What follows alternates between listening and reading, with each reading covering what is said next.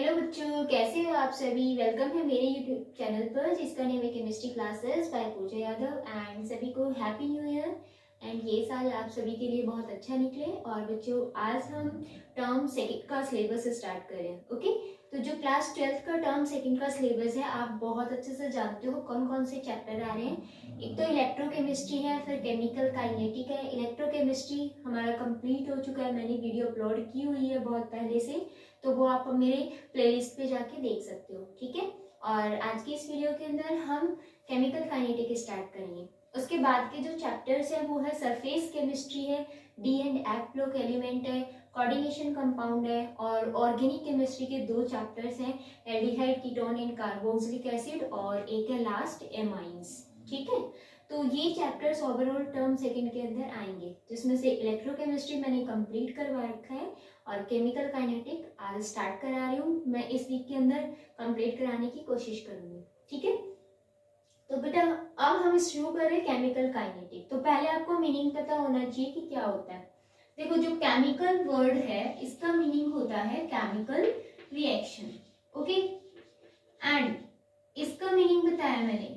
और जो काइनेटिक है इसका मीनिंग क्या होता है, रेट, या फिर हम इसको बोल सकते हैं स्पीड।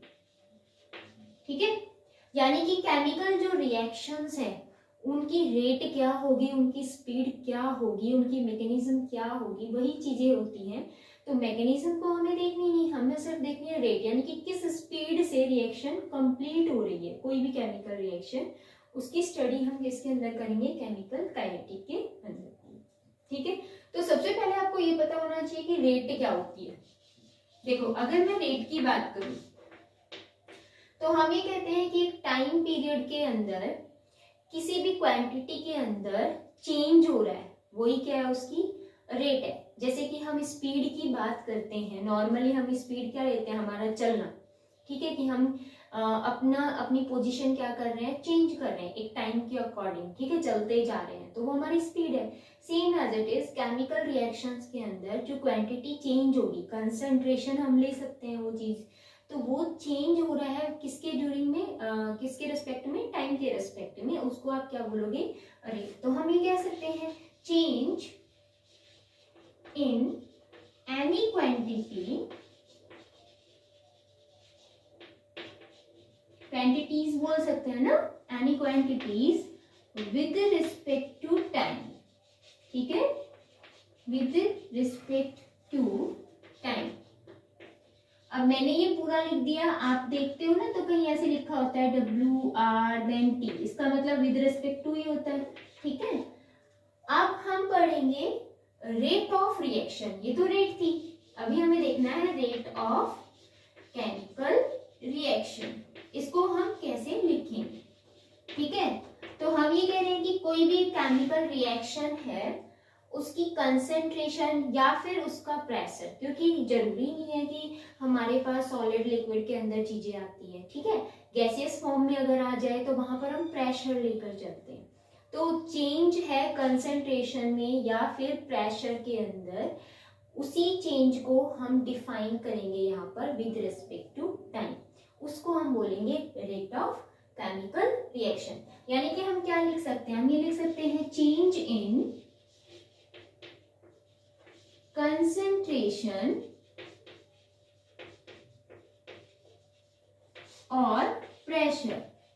ठीक है, मैं शॉर्ट फॉर्म में लिख रही हूँ प्रेशर, ये PR अगर कोई ना समझे तो यहां पर लिख देती हूँ pressure with respect to time. ठीक है, अब ये जो चेंज हम कंसंट्रेशन की बता रहे हैं या फिर प्रेशर की बता रहे हैं, वो दोनों के लिए, दोनों मतलब रिएक्टेंट के लिए भी और प्रोडक्ट के लिए भी है। ठीक है, तो जैसे मैंने कोई केमिकल रिएक्शन लिखी कि आपके पास में है दो रिएक्टेंट A और B, दोनों कंबाइंड होके क्या बना रहे हैं, एक प्रोडक्ट बना रहे हैं, सपोज AB बना रहे हैं। ठीक है, तो हम रेट ऑफ केमिकल रिएक्शन, इस केमिकल रिएक्शन के लिए रेट कैसे लिखेंगे, तो वो रेट जो हम लिखेंगे वो क्या होगी, देखो अब जो रिएक्टेंट हमारा A है और रिएक्टेंट हमारा B है, जब दोनों कंबाइंड होंगे तब हमारे पास ये AB बना, मतलब ये प्रोडक्ट बना। ठीक है, तो एक चीज समझना कि जब रिएक्टेंट कंबाइंड होकर प्रोडक्ट बना रहे हैं तो इनकी कंसेंट्रेशन खुद की प्योर फॉर्म के अंदर कंसेंट्रेशन क्या हो जाएगी, कम, और प्रोडक्ट की कंसेंट्रेशन बढ़ने लग जाती है। ठीक है, तो जब कंसेंट्रेशन डिक्रीज होती है तो उसके लिए हम माइनस साइन यूज करेंगे जब भी हम रेट लिखेंगे किसी केमिकल रिएक्शन के अंदर। तो इसका मतलब हम ये लिख सकते हैं रेट किसके लिए, फॉर द ए। अब देखो ए क्या होता जा रहा है, कम होता जा रहा है ना, तो हम ये भी कह सकते हैं डिसअपीयरेंस। ठीक है, कि ये डिसअपीयर होता जा रहा है और ए भी क्या हो रहा है, अपीयर हो रहा है। तो इसके लिए हम लिख सकते हैं disappearance rate for a is क्या होगी, माइनस का साइन लगाओगे क्योंकि इसकी कंसेंट्रेशन डिक्रीज हो रही है। ठीक है, चेंज हो रही है कंसेंट्रेशन, चेंज के लिए हम सिंबल लगाएंगे D, and concentration of the ए, तो कंसेंट्रेशन के लिए हम बड़ा ब्रैकेट शो करेंगे, डिवाइडेड बाय डी टी, क्योंकि मैंने अभी बोला विद रिस्पेक्ट टू टाइम। ठीक है, तो टाइम भी तो चेंज हो रहा है, सेम थोड़ी ना। आप घर से निकल रहे हो, सपोज कि 1 o'clock है नून में, और आप घर से निकल रहे हो कहीं जा रहे हो, तो 1 o'clock ही थोड़ी ना रहेगा, सेम चेंज होता रहेगा, तो विद रिस्पेक्ट टू टाइम। ठीक है, अब ये तो ए के लिए था, ऐसे ही हम बी के लिए निकालेंगे, डिसअपीयरेंस रेट ही निकाला क्योंकि डिसअपीयर हो रहा है, तो क्या निकालेंगे, minus concentration of the B change with respect to time. ठीक है, ऐसे हम किसके लिए निकालेंगे, ए बी के लिए। तो ए बी के लिए जब हमें रेट निकालनी है तो क्या होगी, देखो मैं डायरेक्ट लिख देती हूँ, रेट इज इक्वल टू, अब ये प्लस का साइन है तो प्लस लिखने की जरूरत नहीं है, माइनस तो लिखने की जरूरत होती है। अगर उसके आगे कोई सिंबल है तो इसका मतलब वो पॉजिटिव नहीं है, तो हम ये लिखेंगे कंसेंट्रेशन किसकी, ए बी की, प्रोडक्ट की, विद रिस्पेक्ट टू टाइम। ठीक है, तो अगर किसी भी केमिकल रिएक्शन के लिए आपको रेट लिखनी हो तो आप ऐसे लिखोगे। क्लियर है? अब देखो इसका पहले स्क्रीनशॉट ले लो। अब देखो बच्चों की जो रेट होती है वो आपके पास 3 टाइप की देखने को मिलती है। जब भी हम केमिस्ट्री लैब के अंदर जाते हैं, रिएक्शंस करते हैं, तो हमें कुछ ऐसी रिएक्शंस मिलती है जो कि बहुत जल्दी हो जाती है, स्पीडली हो जाती है। ठीक है, एक फ्रैक्शन ऑफ टाइम के अंदर ही कंप्लीट हो जाती है कि तुरंत हमने कोई भी 2 लिक्विड को मिक्स किया और फटाक से हमारे पास एक नया प्रोडक्ट बन गया है। तो वो क्या होती है, वेरी फास्ट रिएक्शन। ठीक है, एक होती है बहुत ही ज्यादा स्लो, स्लो का मीन्स मतलब बहुत ही लॉन्ग टाइम में पूरी होती है। ठीक है, तो वो जो होंगी वो हमारे लिए होती है moderate reaction, sorry slow reaction. ठीक है, वेरी स्लो। और एक रिएक्शन ऐसी होती है कि जो हमें within 5 minute, 10 minute, 1 hour उसके अंदर हमें क्या मिल जाता है, रिजल्ट मिल जाता है। ठीक है, यहाँ हम ये भी कह सकते हैं 5 मिनट्स 10 मिनट्स के बाद भी। तो वो हमारे पास जो आती है केमिकल रिएक्शंस वो होती है मॉडरेट केमिकल रिएक्शन। तो आपने स्क्रीनशॉट ले लिया होगा। अभी मैं टाइप्स आपको एक्सप्लेन कर देती हूँ, फिर हम आगे के टॉपिक डिस्कस करेंगे। बच्चों जो टाइप्स है केमिकल रिएक्शन के, टाइप्स ऑफ केमिकल रिएक्शन, उसमें मैंने अभी अभी आपको बताया कि एक तो होती है बहुत ज्यादा फास्ट, तो हम ये लिख सकते हैं वेरी फास्ट रिएक्शन। ठीक है, एक हमारे पास होती है वेरी स्लो रिएक्शंस, और एक हमारे पास होती है मॉडरेट रिएक्शन। ठीक है, मॉडरेट स्पीड जिसकी हो तो हम ये बोल सकते हैं मॉडरेट स्पीड रिएक्शन। ठीक है, जिसकी मॉडरेट स्पीड होती है, ज्यादा फास्ट नहीं होती या ज्यादा धीरे नहीं होती। तो वेरी फास्ट रिएक्शन के अंदर मैंने अभी बताया जो रिएक्शंस किसमें कंप्लीट हो जाए, एक फ्रैक्शन ऑफ टाइम में। तो हम ये लिख सकते हैं दोज रिएक्शन विच कंप्लीट, मैं शॉर्ट फॉर्म में लिख रही हूँ। ठीक है, मैंने पहले बोल दिया दोज रिएक्शन। ठीक है, those reaction which complete in fraction of time, fraction of time, उसको आप क्या बोलोगे कि बहुत ज्यादा फास्ट है। जैसे कि एग्जांपल अगर हम देखें तो कुछ जो आयनिक रिएक्शंस होती हैं, आयनिक रिएक्शंस का मतलब है, अभी देखो आप आयंस दिखेंगे आपको उसमें, जैसे कि मैंने बोला NaCl है और उसमें मैंने सिल्वर नाइट्रेट डाला, तो एक टेस्ट ट्यूब है उसके अंदर हमने एक्वस फॉर्म के अंदर NaCl ले लिया, ठीक है, और उसके अंदर हम क्या डाल रहे हैं, सिल्वर नाइट्रेट का सॉल्यूशन डाल रहे हैं। जैसे ही उसमें डालते हैं, डालते ही व्हाइट कलर की पीपीटीज बन जाती है। इसका मतलब क्या है कि फटाक से रिएक्शन हो गई, तो बहुत ज्यादा फास्ट है। ठीक है, तो जैसे ही डाला हमारे पास व्हाइट पीपीटी किसकी आती है, AgCl की आती है। ये हमारे पास व्हाइट पीपीटी आती है। ठीक है, एंड साथ में क्या बनेगा, देखो NaNO3, ये हमारे पास लिक्विड सॉल्यूशन आ जाता है। तो लिक्विड के अंदर जो सॉलिड पार्ट होता है ना, उसी को तो प्रेसिपिटेट बोलते हैं, हम पीपीटी बोलते हैं।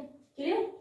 अब मैं बात करूं अगर वेरी स्लो रिएक्शन की, तो जैसे कि मैं बात करूं रस्टिंग ऑफ आयरन, तो वो क्या है, बहुत ही ज्यादा धीरे वाली प्रोसेस है, बहुत स्लो होती है, क्योंकि वो उसके लिए बहुत ज्यादा टाइम लगता है। ये तो है नहीं, जैसे अगर हमारे घर में अगर हम देखें कि ग्रिल्स जो होती हैं विंडो के अंदर पहले लगती थी, वो आयरन की, लोहे की लगती थी, है ना, तो उसमें हम पेंट कर देते हैं कि उसको रस्टिंग प्रोसेस ना हो, उसके साथ एयर के कांटेक्ट में, मॉइस्ट के कांटेक्ट में आके आयरन में रस्टिंग प्रोसेस होती है, आप सभी को पता है, आयरन ऑक्साइड बन जाता है। तो वो प्रोसेस जो है वो बहुत दिन, ये तो है नहीं कि हमने अभी अपना घर बनाया भी लगाया है और 1 साल में ही उसको जंग लग गया, नहीं ना, वो लॉन्ग प्रोसेस है, 5-6 साल में, किसी को 10 साल भी, वो हम पेंट कर देते हैं तो वो इतना लॉन्ग टाइम चल जाता है, अदरवाइज वो चलता नहीं है। ठीक है, तो वो जो स्लो प्रोसेस है बहुत ज्यादा, क्योंकि वो काफी सालों में जाके हो रही है, कंप्लीट हो रही है। तो वेरी स्लो रिएक्शन में हम क्या कहेंगे, कंप्लीट इन लॉन्ग टाइम। ठीक है, मैं शॉर्ट फॉर्म में लिख रही हूँ बेटा, लॉन्ग टाइम में जो कंप्लीट होती है उसको क्या बोलेंगे, वेरी स्लो रिएक्शन।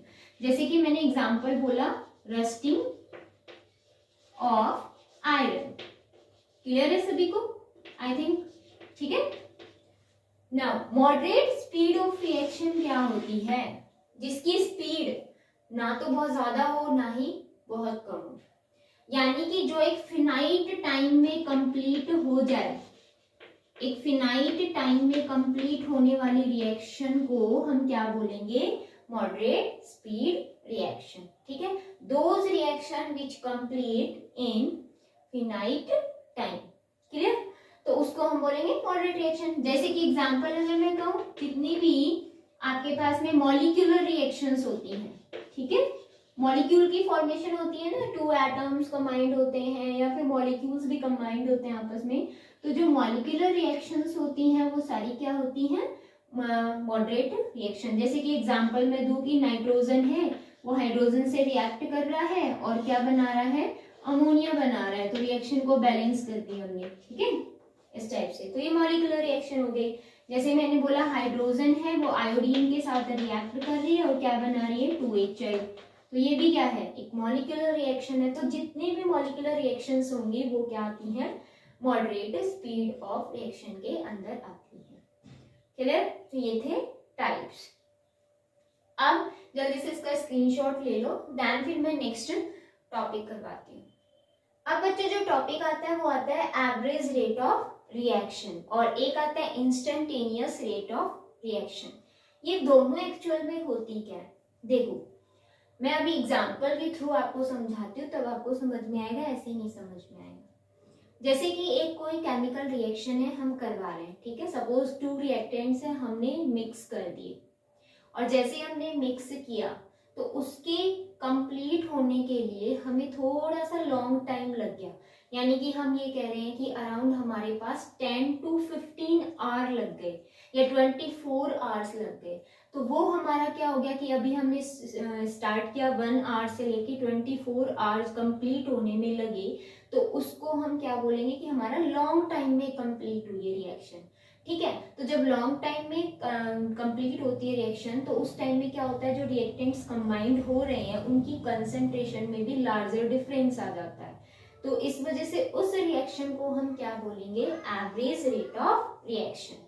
ठीक है, अभी मैंने एक और नाम लिया कि instantaneous rate of reaction. Instantaneous का मतलब क्या है कि तुरंत हो जाए, यानी कि उनमें जो कंप्लीट होने के लिए अगर टाइम पीरियड जो लग रहा है वो कम लग रहा है, जैसे मैंने बोला 2 से 4 आवर लग रहे हैं या 1 से 2 आवर लग रहे हैं, तो डिफरेंस उनमें बहुत कम है, टाइम मतलब बहुत कम लगा, तो उसमें कंसंट्रेशन में भी ज्यादा चेंज नहीं आएगा और तुरंत प्रोडक्ट बन जाता है। ठीक है, तो वो रिएक्शंस जो होंगी वो क्या होंगी, इंस्टेंटेनियस रिएक्शंस होंगी। तो एवरेज रेट ऑफ रिएक्शन को आप कैसे डिफाइन करोगे? हम ये कहेंगे, रेट भी बता रहे हैं साथ में, तो हम ये कहेंगे rate of change of concentration, change of concentration over a large interval of time. इसको हम क्या बोलेंगे? Average rate of reaction. यानी कि जो ये रेट ऑफ रिएक्शन हम निकालेंगे, ये कैसे निकालेंगे? रेट ऑफ रिएक्शन जो एवरेज वाली होगी, ठीक है, एवरेज वाली रेट ऑफ रिएक्शन, तो वो क्या होगी? Larger change in concentration of the reactant और product with larger interval of time. तो ये जो डेल्टा है ना, ये किसको रिप्रेजेंट करता है? ये लार्ज चेंजमेंट को रिप्रेजेंट करता है। लार्ज जो चेंज होगा उसको रिप्रेजेंट करता है, ठीक है। तो x का मतलब यहाँ पर कंसंट्रेशन है और t का मतलब टाइम है। x का मतलब कंसंट्रेशन, मैंने कंसंट्रेशन को x से रिप्रेजेंट कर दिया, और t का मतलब यहाँ पर क्या है? टाइम, और डेल्टा का मतलब क्या है? लार्ज चेंज, ठीक है।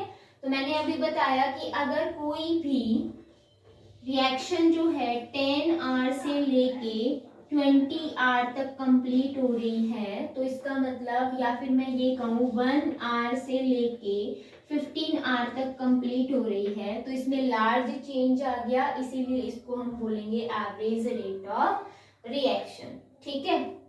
अब हमारे पास आती है इंस्टेंटेनियस रेट ऑफ रिएक्शन। इसके अंदर क्या होगा? देखो, डेफिनेशन मैंने अभी आपको बता दी, सेम ही आना है, कोई चेंज नहीं।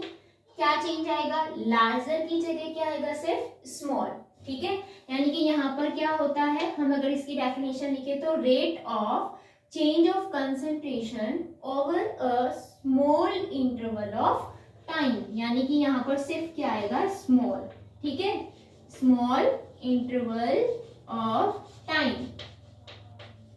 तो अगर इसके लिए हमें लिखना हो कि जो इंस्टेंटेनियस रेट ऑफ रिएक्शन है वो क्या होगी, ठीक है, तो इसको लिखने के लिए हम क्या करेंगे? स्मॉल चेंज का रिप्रेजेंटेशन करेंगे। तो डी का मतलब क्या होगा यहाँ पर? स्मॉल, ठीक है। यानी कि मैंने कहा फॉर एग्जाम्पल कि कोई भी केमिकल रिएक्शन है वो 1 आवर से 2 आवर में कंप्लीट हो रही है, यानी कि उसको कंप्लीट होने में सिर्फ 2 घंटे, 1 से 2 घंटे, कोई या तो 1 घंटे में कंप्लीट हो रही है, 2 घंटे में, तो बहुत ही स्मॉल चेंज हो है, ठीक है। तो यहाँ पर इसको आप डी को जो रिप्रेजेंट, डी का मतलब यहाँ पर क्या होगा? स्मॉल चेंज होगा, ठीक है। एफ का मतलब वही कंसेंट्रेशन, टी का मतलब क्या है? टाइम। तो ये चीज आपको ध्यान रखनी है कि एवरेज में टाइम जो ड्यूरिंग टाइम पीरियड है वो ज्यादा रहेगा और इसमें क्या रहेगा? कम रहेगा, स्मॉल रहेगा, क्लियर।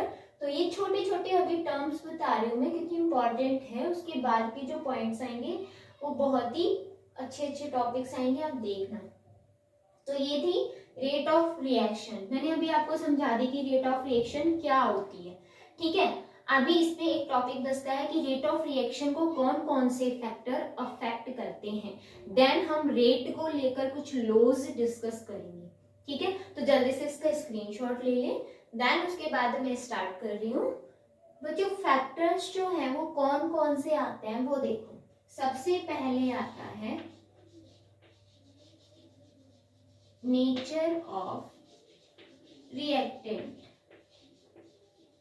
ठीक है, क्योंकि रिएक्टेंट से ही तो प्रोडक्ट बनता है।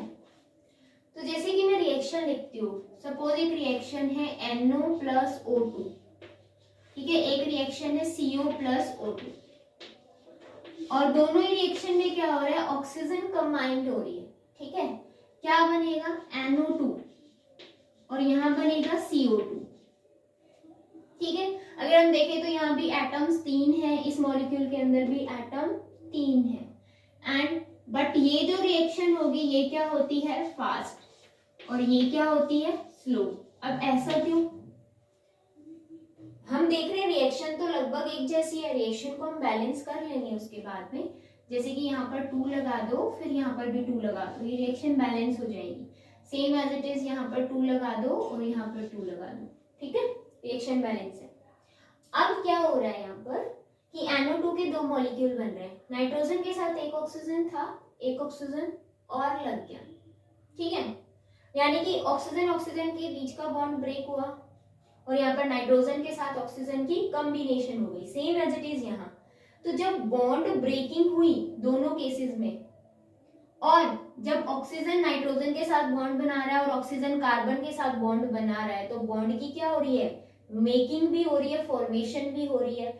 तो जितने भी रिएक्टेंट्स होते हैं उन सभी में बॉन्ड की ब्रेकिंग और बॉन्ड की मेकिंग के लिए जो एनर्जी रिक्वायरमेंट होती है या एनर्जी रिलीज होती है, वो सभी में क्या होती है, अलग अलग होती है, डिफरेंट डिफरेंट होती है।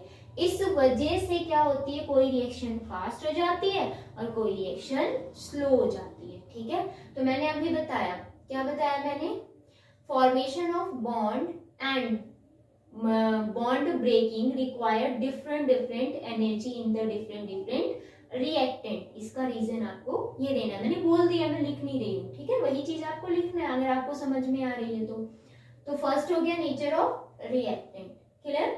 नेक्स्ट आता है सेकेंड, टेम्परेचर।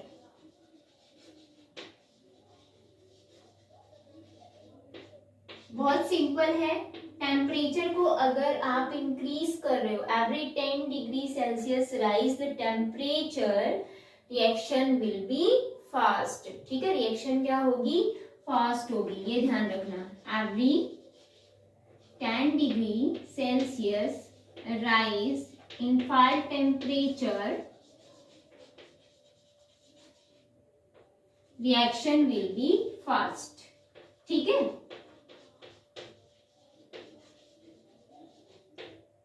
जैसे कि हमने कोई भी 2 लिक्विड मिक्स किए बट वो मिक्स नहीं हो रहे, लिक्विड भी मिक्स नहीं हो रहे हैं, बट अगर हम उनको थोड़ा सा हीट करें तो वो मिक्स हो जाते हैं। इसका मतलब दोनों लिक्विड जब मिक्स नहीं हो रहे थे तो अलग अलग फॉर्म में, रिएक्टेंट फॉर्म में ये प्रोडक्ट नहीं बना है, अगर वो मिक्स हो जाते हैं तो इसका मतलब प्रोडक्ट बन गया। तो हमने जैसे ही टेम्परेचर थोड़ा सा दिया वो क्या हो जाते हैं, मिसिबल हो जाते हैं, इसका मतलब उनमें रिएक्शन फास्ट हुई, तो रेट ऑफ रिएक्शन फास्ट हो जाती है जब क्या करते हैं, हम टेम्परेचर को इंक्रीज करते हैं, ठीक है। थर्ड आता है, देखो नेक्स्ट जो पॉइंट है वो समझना, कंसेंट्रेशन। यहाँ पर कंसेंट्रेशन का मीनिंग ये नहीं है कि जो कंसेंट्रेशन का मतलब गाढ़ापन भी होता है, तो आप ये सोचो कि रिएक्टेंट ज्यादा गाढ़ा हो रहा है, नहीं, या कंसेंट्रेशन का मतलब ये है कि उसके अमाउंट से लेकर आप चल सकते हो, ठीक है। अगर हम क्या करते हैं, रिएक्टेंट की कंसेंट्रेशन को बढ़ाते हैं तो रिएक्टेंट ज्यादा अमाउंट में होंगे तो वो जल्दी फास्टली रिएक्ट करेंगे और प्रोडक्ट बनाएंगे। तो हम ये कह सकते हैं कि जो कंसेंट्रेशन ऑफ रिएक्टेंट है, कंसेंट्रेशन ऑफ रिएक्टेंट को अगर हम इंक्रीज करते हैं तो रेट ऑफ रिएक्शन भी क्या होती है, इंक्रीज होती है, ठीक है। यानी कि जैसे हमने कंसेंट्रेशन बढ़ाई रिएक्टेंट की, रिएक्शन की जो रेट है वो भी बढ़ जाती है। नेक्स्ट देखो फोर्थ, कैटलिस्ट। ये कैटलिस्ट क्या है, जो कैटलिस्ट होता है वो क्या करता है ऐसा कि रिएक्शन जो है वो स्लो हो रही है या फिर फास्ट हो रही है। तो देखो कैटलिस्ट जो है वो 2 टाइप के होते हैं, एक होते हैं पॉजिटिव कैटलिस्ट और एक होते हैं नेगेटिव कैटलिस्ट। पॉजिटिव कैटलिस्ट क्या करते हैं, रेट ऑफ रिएक्शन को बढ़ाने का काम करते हैं, और नेगेटिव जो कैटलिस्ट होते हैं वो रेट ऑफ रिएक्शन को कम करने का काम करते हैं। तो मेनली हम लैब के अंदर पॉजिटिव कैटलिस्ट ही यूज में लेते हैं, ठीक है। तो कैटलिस्ट क्या करते हैं, जैसे हमने कैटलिस्ट यूज लिया, रेट ऑफ रिएक्शन क्या हो गई, rate of reaction increase in presence of, ये बेटा प्रेजेंस है, ठीक है, प्रेजेंस ऑफ कैटलिस्ट।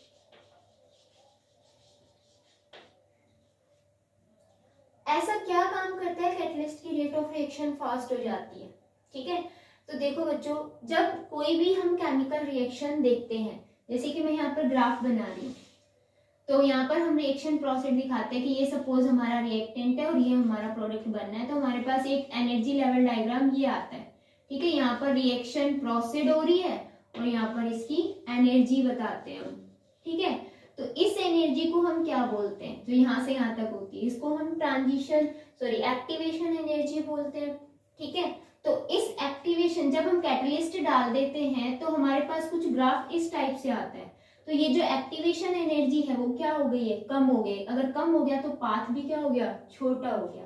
ठीक है, तो कैटलिस्ट क्या करता है, एक्टिवेशन एनर्जी को डिक्रीज करता है, बिकॉज कैटलिस्ट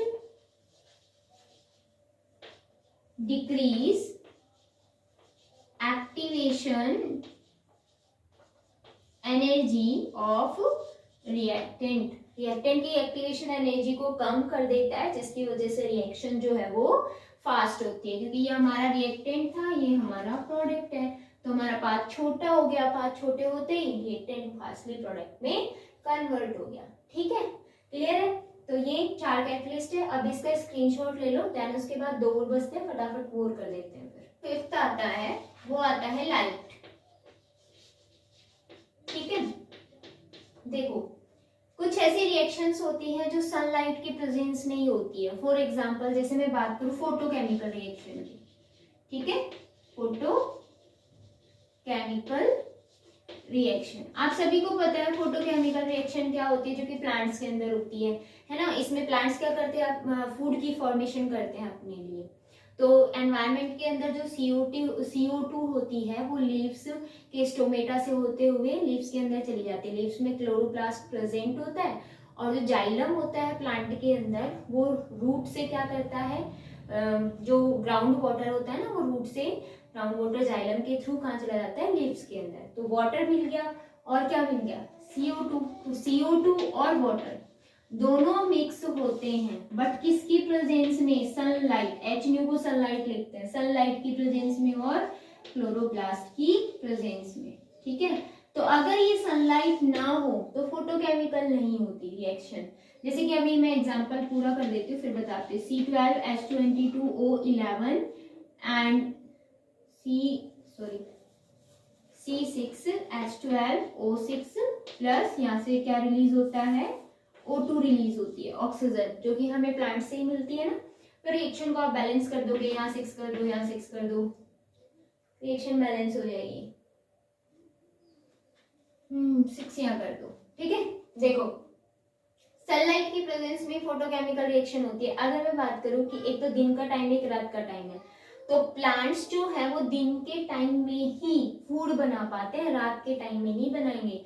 रात के टाइम में वो CO2 एब्जॉर्ब नहीं करता, CO2 रिलीज ही करता है। जैसे नॉर्मल ह्यूमन बींग्स के अंदर एस्पिरेशन होता है ना, कि O2 इनहेल करना, CO2 बाहर छोड़ना, same as it is inhale exhale वाली प्रोसेस प्लांट्स में भी होती है।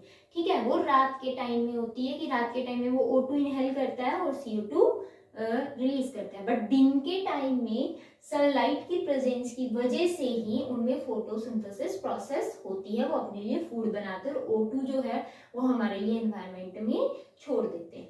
क्लियर है ये चीज। तो बहुत ऐसी रिएक्शंस है जो ओनली लाइट की प्रेजेंस में ही होती है और किसी प्रेजेंस में नहीं होती। जैसे कि मैं बात करूं कि कुछ ऐसे केमिकल सब्सटेंस हैं जो कि हम जो बोटल्स होती है ना, जिसमें ट्रांसपेरेंट जो बोतल होती है, उनके अंदर हम स्टोर करके नहीं रख सकते, उनको हमें डार्क बोतल में ही रखना होता है। अगर हम जो ट्रांसपेरेंट बोतल होती है वो रख दे, तो वो सनलाइट की प्रेजेंस में या लाइट की प्रेजेंस में क्या होते हैं, वो ऑक्सीजन से रिएक्ट कर लेते हैं। ठीक है, तो ऐसे बहुत सारी रिएक्शंस हैं जो कि ओनली लाइट्स की प्रेजेंस में ही होती है, अदरवाइज वो नहीं होती है। नेक्स्ट जो है इंपॉर्टेंट पॉइंट है सरफेस एरिया। अब देखो सरफेस एरिया का क्या मीनिंग है रेट ऑफ रिएक्शन से। जितना ज्यादा सरफेस एरिया होता है, रेट ऑफ रिएक्शन फास्ट होती है, ये ध्यान रखना। Greater surface area reaction will be fast. Okay, greater the surface area reaction will be fast. Okay, अब अगर मैं आपसे बात करूं, जैसे कि एग्जांपल है, नॉर्मली हम क्या करते हैं, गीले कपड़े को धूप के अंदर सुखा देते हैं, या धूप में भी नहीं तो छाया में सुखा देते हैं। तो हम कपड़े को पूरा फैला के सुखाते हैं, है ना। तो अगर आपने एक कपड़ा लिया है, सपोज करो आपने टॉवल लिया है आपका, और वो टॉवल आपने फैला के सुखाया है, और एक आपने टॉवल लिया जो कि इकट्ठा का इकट्ठा है, आपने एज इट इज सुखा दिया, तो पहले कौन सूखेगा? ऑफ कोर्स जो फैला के सुखाया है आपने। तो सरफेस एरिया उसका क्या है? लार्ज। और जो इकट्ठा सा था, इतना सा था, उसका सरफेस एरिया क्या हो गया? कम हो गया। तो सरफेस एरिया जितना ज्यादा, उसके सूखने की प्रोसेस उतनी ही फास्ट, मतलब rate of reaction fast. Clear? जैसे एक और एग्जांपल लेते हैं कि हमारे पास है सपोज शुगर। क्लियर? तो शुगर हम ले रहे हैं दो फॉर्म के अंदर। एक तो हमारे पास शुगर है क्रिस्टल फॉर्म के अंदर, जिसको हम लंप ऑफ शुगर भी बोलते हैं, ठीक है। और एक हमारे पास जो शुगर है वो है पाउडर फॉर्म के अंदर। और हमने क्या करना है, ग्लास लेना है, पानी का ग्लास, और उसके अंदर जो शुगर है वो ऐड करनी है। तो हमने दो ग्लास लिए, एक पाउडर फॉर्म वाली शुगर को हमने ऐड कर दिया, और दूसरे ग्लास में हमने जो क्रिस्टल या लंप जो नॉर्मली हमारे घर में होती भी है उसको हमने डाल दिया है पानी के अंदर, ठीक है। अब हमने क्या करना है, मिक्स करना है। तो कौन सा जल्दी मिक्स होगा? पाउडर वाला। क्यों? क्योंकि उसका सरफेस एरिया बड़ा है, क्रिस्टल का सरफेस एरिया छोटा होता है। तो ये थोड़ी देर में घुलेगा, थोड़ी देर में डिसॉल्व होगा वाटर के अंदर। क्लियर है? तो जितना ज्यादा surface area, rate of reaction उतनी ही फास्ट होती है। क्लियर है? सेम एज इट इज, जैसे आपने इवेपोरेशन प्रोसेस पढ़ी हुई है बहुत अच्छे से, कि एक तो पॉन्ड है, या फिर हम ये कहें कि एक हमने थाली ले ली और एक हमने ग्लास ले लिया, उसके अंदर पानी भर दिया, तो उसमें अगर वेपोरेशन की प्रोसेस देखोगे तो किसमें वेपर्स जल्दी बनेंगे? थाली वाले में, उसमें से पानी जल्दी गायब हो जाएगा, ग्लास वाले में धीरे होगा। सिंपल, थाली वाले का सरफेस एरिया क्या था? ज्यादा था। क्लियर? तो ये थे फैक्टर्स अफेक्टिंग। अब कुछ लॉज है वो हम डिस्कस कर लेते हैं, जल्दी से इसका स्क्रीनशॉट ले लो। देखो बच्चों, जब हम रिएक्टेंट की कंसेंट्रेशन की बात करते हैं या प्रोडक्ट की कंसेंट्रेशन की बात करते हैं, तो वहां पर हम जब रेट निकालते हैं, ठीक है, रिएक्टेंट और प्रोडक्ट के लिए जब हम रेट निकालते हैं, तो वहां पर हमारे पास दो लॉ काम करते हैं, ठीक है। एक जो लॉ है वो थ्योरेटिकल होता है, और एक जो है वो एक्सपेरिमेंटल होता है। अब आप सभी को पता है कि जो थ्योरेटिकल फॉर्म में कोई भी चीज आती है वो थ्योरी फॉर्म में आएगी, मतलब वो प्रूफ नहीं करती किसी भी चीज को, उसके लिए कोई एक्सपेरिमेंट नहीं हुआ, कोई प्रूफ नहीं हुआ, तो वो चीज सभी के लिए एप्लीकेबल नहीं होती है, ठीक है। बट जो एक्सपेरिमेंटल होती है वो सभी के लिए एप्लीकेबल, क्योंकि उसमें एक्सपेरिमेंट करके देखा हुआ होता है, तभी रूल रेगुलेशंस आपको बताए जाते हैं, और वो मोस्टली रिएक्शंस के लिए एप्लीकेबल होगा, ठीक है। तो मैंने अभी बताया, एक तो थ्योरेटिकल होगा और एक क्या होगा? एक्सपेरिमेंटल। तो हमारे पास दो लॉ आते हैं। कौन कौन से आते हैं? एक आता है लॉ ऑफ मास एक्शन, ठीक है, लॉ ऑफ मास एक्शन। मैं दोनों एक साथ समझाऊंगी ताकि ना आप डिफरेंस करते हुए पढ़ोगे तो आपको याद रहेगा। और एक आता है रेट लॉ, ठीक है। अब इतना ध्यान रखना बच्चों, जो लॉ ऑफ मास एक्शन है ये क्या होता है? थ्योरेटिकल होता है, ठीक है। एंड रेट जो लॉ होता है वो क्या होता है? एक्सपेरिमेंटल होता है। अब एक चीज आपको पता चल गई होगी कि ज्यादा इफेक्टिव कौन है? Rate law. क्लियर? अब देखो इनकी स्टेटमेंट्स क्या क्या थी। जो लॉ ऑफ मास एक्शन है ये स्टेटमेंट देता है कि जो रिएक्शंस होती हैं उनकी जो रेट है वो डिपेंड करेगी कंसंट्रेशन ऑफ द प्रोडक्ट और कंसंट्रेशन ऑफ द रिएक्टेंट, यानी कि दोनों लेने हैं, रिएक्टेंट भी होगा और प्रोडक्ट भी होगा। बट उस कंसंट्रेशन ऑफ रिएक्टेंट और प्रोडक्ट की जो पावर होगी वो एक्चुअल में क्या होगी? Stoichiometric coefficient. अब इसका मीनिंग क्या होता है? जैसे हम कोई भी रिएक्शन लेते हैं और उसको जब बैलेंस करते हैं तो आगे जो भी 1 2 3 4 जो भी सुटेबल इंटीगर आप लगाते हो तो वो क्या होते हैं? स्टोइकियोमेट्रिक कोफिशिएंट ही होते हैं। या हम ये भी कह सकते हैं इसके अकॉर्डिंग कि जो रेट ऑफ रिएक्शन है वो क्या होती है? देखो मैं इसका स्टेटमेंट लिख देती हूँ पहले। Rate of reaction depends upon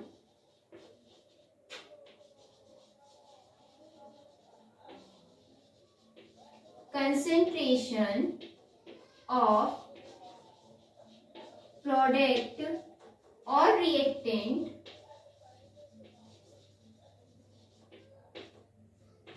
which raised to power stoichiometric coefficient. Stoichiometric coefficient बोल सकते हो या फिर एक्टिव मास भी बोल सकते हो, ठीक है। बट एक्टिव मास से आपको समझ नहीं आएगा, इसीलिए मैंने स्टोइकियोमेट्रिक कोफिशिएंट लिखा है। जैसे कि मैं ये बोलूं कि आपके पास रिएक्शन है कोई A प्लस B, दोनों कंबाइंड होके क्या बना रहे हैं C, और जब हमने इस रिएक्शन को बैलेंस किया तो सपोज इसके आगे A आया, इसके आगे B आया, इसके आगे C, हम ये कह सकते हैं A mole of A, B mole of B and C mole of C, ठीक है। तो इसके लिए जब हम रेट ऑफ रिएक्शन लिखेंगे तो क्या लिखेंगे, रेट ऑफ रिएक्शन इज, मैंने कहा प्रोडक्ट के भी हो सकता है रिएक्टेंट के भी, तो हम दोनों चीज ले रहे अभी, concentration of the product divided by concentration of the reactant. Concentration को बड़े ब्रैकेट में आपने लिख दिया। बट अब मैंने बोला कि which raise to power stoichiometric coefficient, मतलब रेज्ड यानी कि जो A है, स्मॉल b है, स्मॉल c है, ये इनके स्टोइकियोमेट्रिक कोफिशिएंट है, ये कहाँ चले जाएंगे, पावर के फॉर्म में चले जाएंगे, ठीक है, समझ आ रहा है। तो ये क्या है, लॉ ऑफ मास एक्शन। अगर मैं रेट लॉ की बात करूं तो ये क्या कहता है, ये बताता यही है कि जो रेट ऑफ रिएक्शन है वो डिपेंड करेगी concentration of reactant, only reactant not product. तो यानी कि यहाँ तो रिएक्टेंट प्रोडक्ट दोनों लेते हैं, बट यहाँ पर हम सिर्फ रिएक्टेंट लेते हैं, ठीक है। दैट मीन्स ये कहता है कि जो रेट ऑफ रिएक्शन है, rate of reaction depends upon concentration of reactant, only reactant लिखना है, ठीक है, reactant which raise to power, इसमें क्या था, पावर ऑफ स्टोइकियोमेट्रिक कोफिशिएंट था, और इसमें क्या आ जाएगा, पावर ऑफ एक्चुअल कोफिशिएंट। अब ये एक्चुअल कोफिशिएंट का मतलब क्या है वो समझना है आपको, ठीक है। एक्चुअल कोफिशिएंट यानी कि जो रेट ऑफ रिएक्शन है वो डायरेक्टली प्रोपोर्शनल होगी कंसेंट्रेशन ऑफ द रिएक्टेंट, ठीक है। ये रहा, देखो ये मैंने केमिकल रिएक्शन ली सपोज, तो इसमें सिर्फ रिएक्टेंट की कंसेंट्रेशन पर रेट ऑफ रिएक्शन डिपेंड करेगी। अब इसकी स्टोइकियोमेट्रिक कोफिशिएंट A B है, तो हमें A B नहीं लेना है, ठीक है, इसकी एक्चुअल होगी। सपोज हम ये कह रहे हैं इसके X और इसका क्या है Y, ठीक है। अब इसका मीनिंग क्या है वो समझना है। अब देखो, अगर हमने A की कंसेंट्रेशन को क्या कर दिया है, डबल कर दिया सपोज, तो जो रेट ऑफ रिएक्शन है वो भी क्या हो जाए, डबल हो जाए, ठीक है, डबल हो जाए। तो इसका मतलब क्या है, इसका मतलब हम ये कह सकते हैं कि जो रेट ऑफ रिएक्शन है वो डायरेक्टली प्रोपोर्शनल है A की कंसेंट्रेशन के, और पावर यहाँ पर 1 आ जाएगा, क्योंकि हम जितना इसको बढ़ाते जा रहे हैं उतना ही रेट ऑफ रिएक्शन बढ़ती जा रही है, तो वो उसका हो गया एक्चुअल कोफिशिएंट। इससे कोई मतलब नहीं होगा A और B से कि यहाँ पर आपने 2 लगाया, 3 लगाया, 4 लगाया, तो यही आपको पावर लगानी है, समझ आया। कंसेंट्रेशन जितनी बढ़ाई उतना ही रेट ऑफ रिएक्शन बढ़ा। सपोज मैंने ये कहा कि B की कंसेंट्रेशन मैंने 2 टाइम्स इंक्रीज कर दी, क्या कर दी, 2 टाइम्स इंक्रीज कर दी, तो आप क्या लिखोगे कि B की पावर लिखोगे 2, और जब आप B की पावर 2 लिखोगे, सपोज ये 2 टाइम्स बढ़ गई, तो 2 की पावर 2 का मतलब क्या हो गया, 4, तो रेट ऑफ रिएक्शन जो है वो क्या हो जाएगी, 4 टाइम्स इंक्रीज हो जाएगी, ठीक है। तो आप B की पावर यहाँ 2 लिखोगे, क्लियर है। तो ये क्या हो गया, इसका एक्चुअल कोफिशिएंट हो गया। तो ये है रेट लॉ, और यहाँ था लॉ ऑफ मास एक्शन। तो आपको डिफरेंस पता चल रहा होगा, ये थ्योरेटिकल होता है, एक्सपेरिमेंटल होता है। ये क्या कहता है कि रिएक्टेंट और प्रोडक्ट दोनों की कंसेंट्रेशन लेनी होती है, और जो पावर आती है वो क्या आती है, स्टोइकोमेट्रिक कोफिशिएंट। इसमें क्या होती है, एक्चुअल कोफिशिएंट आता है। ओके, अब तीसरी चीज क्या बता सकते हो, देखो यहाँ पर प्रोपोर्शनल का साइन तो है नहीं, यहाँ पर कोई भी रेट कांस्टेंट नहीं आता, बट जब हम प्रोपोर्शनल का साइन हटाते हैं तो यहाँ पर हम ये लिखते हैं रेट इज इक्वल टू एक प्रोपोर्शनल साइन आ जाता है के और concentration of the A and concentration of the B. तो ये ए क्या है, ये रेट कांस्टेंट होता है, यानी कि रेट कांस्टेंट किस में आएगा, रेट लो के अंदर। और इस रेट कांस्टेंट की हम यूनिट भी निकालते हैं और उसके बाद इसके लिए अलग अलग ऑर्डर के लिए अलग अलग यूनिट्स वगैरह भी होते हैं, डिफाइन भी करते हैं। ठीक है, तो ये सारी चीजें आएगी रेट लो के अंदर। तो आप सभी को क्लियर हो गया होगा कि क्या चीज है। ठीक है, अब दूसरी एक इंपॉर्टेंट चीज वो क्या होती है, पहले इसका स्क्रीनशॉट लो ताकि मैं इसको इरेज करूं और फिर और आपको समझा सकूं। आई होप सभी ने स्क्रीनशॉट ले लिया होगा। अब देखो इसमें मैं अभी इसी में एक्सप्लेन कर देती हूँ कि जो लॉ ऑफ मास एक्शन है इसमें हम क्या कह रहे हैं कि इसमें स्टोइकोमेट्रिक कोफिशिएंट आता है ना। तो रिएक्शन कंप्लीट हो गई, तो एक्चुअल में इसमें हम जब रेट ऑफ रिएक्शन लिखते हैं तो क्या लिखते हैं, concentration of the product divided by concentration of the reactant. Product involve होता है इसमें नहीं होता, तो इसमें प्रोडक्ट इन्वॉल्व है, इसीलिए ये जो है लॉ ऑफ मास एक्शन ये हमें क्या बताता है, ये हमें एक्सप्लेन करता है रिएक्शन जो है वो किस डायरेक्शन में कंप्लीट हो रही है। इसका मतलब ये हमें क्या बताता है, डायरेक्शन ऑफ रिएक्शन। ठीक है, कि किस डायरेक्शन के अंदर रिएक्शन कंप्लीट हो रही है। बट रेट लो जो है इसके अंदर प्रोडक्ट का कोई लेना देना नहीं है। ठीक है, जब प्रोडक्ट का लेना देना नहीं है, ओनली ये रिएक्टेंट ले रहा है, तो इसका मतलब ये क्या है, ये हमें क्या बताएगा, ये हमें पर्टिकुलर रिएक्शन के बारे में, पर्टिकुलर सिर्फ एक रिएक्शन जो हो रही है उसमें ओनली रिएक्टेंट की कंसंट्रेशन को एक्सप्लेन कर रहा है। ठीक है, उसकी रेट को एक्सप्लेन कर रहा है, प्रोडक्ट से कोई लेना देना नहीं था इसीलिए। तो एक ओनली पर्टिकुलर रिएक्शंस के लिए ये रिएक्टेंट की कंसंट्रेशन को एक्सप्लेन करके और फिर उसके प्रोडक्ट को बताते हैं, क्योंकि रिएक्टेंट जब कंबाइन होंगे तो प्रोडक्ट बनेगा ही, बट यहाँ पर ये डायरेक्शन को बताता है, ये चीज आपको ध्यान रखनी है। तो मेरी तरफ से ये टॉपिक कंप्लीट हो गया है। नेक्स्ट लेक्चर के अंदर बच्चों जो नेक्स्ट वीडियो आएगी उसके अंदर हम ऑर्डर ऑफ रिएक्शन एंड मॉलिक्युलरिटी देखेंगे, जो कि बहुत ज्यादा इंपॉर्टेंट है। और उसी के साथ साथ जो मैंने अभी बताया रेट कांस्टेंट, इसकी हम यूनिट कैसे निकालते हैं, किसी भी रिएक्शन की फर्स्ट ऑर्डर आ जाओ सेकंड जीरो, तो वो चीज मैं आपको बताऊंगी, एग्जाम के पॉइंट ऑफ व्यू से बहुत ज्यादा इंपॉर्टेंट है। क्लियर है, तो बच्चों नेक्स्ट वीडियो के अंदर मिलते हैं, टेक केयर।